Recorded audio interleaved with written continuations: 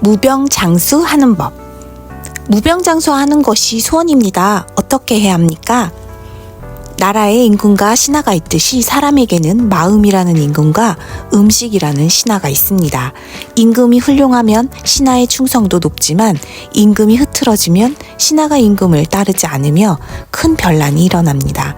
반대로 훌륭한 신하를 둔 임금은 성군이 되지만 나쁜 신하를 둔 임금은 폭군이 되기 쉽습니다. 훌륭한 마음을 가진 사람은 식사가 난답하지 않고 규칙적으로 소식합니다. 질병은 마음이 흐트러지거나 식사를 규칙적으로 하지 못해 생기는 변란과 같은 것입니다. 사람은 육체와 마음으로 나눌 수 있습니다.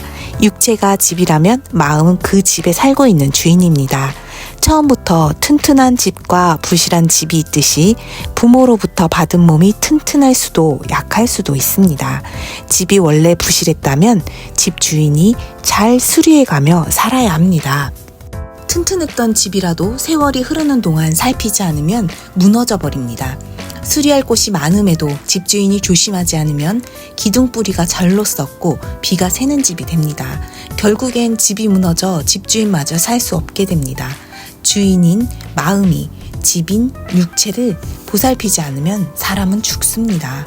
하늘로 돌아갈 때가 되지 않았더라도 육체라는 집이 무너져서 더 이상 머물 곳이 없기 때문에 마음이 육체를 떠나야 합니다. 사람이 병에 걸려 죽는 것은 집주인이 무절제하여 부모로부터 물려받은 집, 육체를 없애버리는 것입니다. 육체라는 집이 거의 다 무너진 후에는 의사를 찾아도 의사가 집을 다시 만들지는 못하며 죽은 후에 한탄해도 다시 살아날 수 없습니다. 마음을 잘 다스리고 절제하여 육체라는 집을 손상시키지 않으면 설사 돌아갈 때가 됐더라도 집이 온전하며 더 오래 살 수 있습니다. 이런 이치를 듣고도 폭식을 하면 마치 자기 집을 망치로 부수고 일부러 초석을 빼내는 미친 사람이라고 볼 수밖에 없습니다.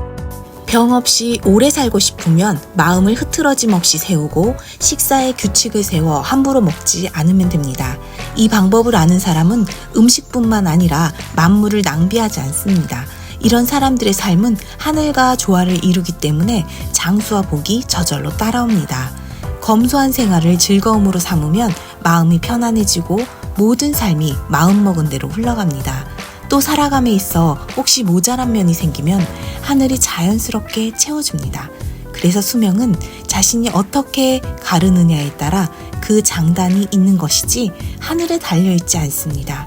1년을 조심하면 1년을 더 살 수 있고 10년을 조심하면 10년의 수명을 연장할 수 있습니다.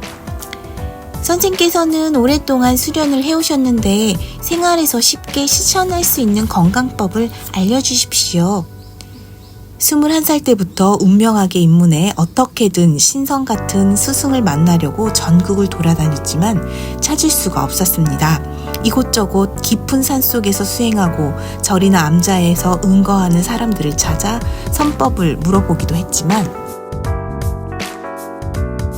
가르쳐주는 사람이 없었습니다. 25살 때 신기하게도 신성 같은 스승을 만나 100일 동안 선수를 배웠습니다.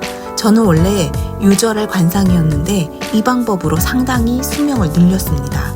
몸이 약한 사람은 매일 아침 떠오르는 태양을 바라보며 기도하세요.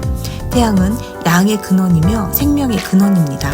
태양을 바라보는 시간은 아주 잠깐이어야 하며 낮에 해서는 안 됩니다. 태양을 바라보며 기도하면 몸과 마음이 건강해지고 장수하게 됩니다. 이 방법은 귀천의 구별 없이 누구나 쉽게 할 수 있습니다. 병에 걸렸거나 일찍 죽을 운명을 가진 사람에게 이 방법을 권했더니 모두 무병장수의 상으로 변했습니다. 선술은 원래 비인부전, 올바른 사람이 아니면 가르침을 줄 수 없다. 비인부전입니다. 아무렇게나 살면서 이 방법만으로 수명을 늘릴 수는 없습니다. 음식을 절제하지 않는 사람이 이 방법만으로 건강해지고자 하는 것은 도를 해치는 것이므로 해롭습니다. 먼저 절제를 몸에 익히고 이 방법을 실행해야 합니다.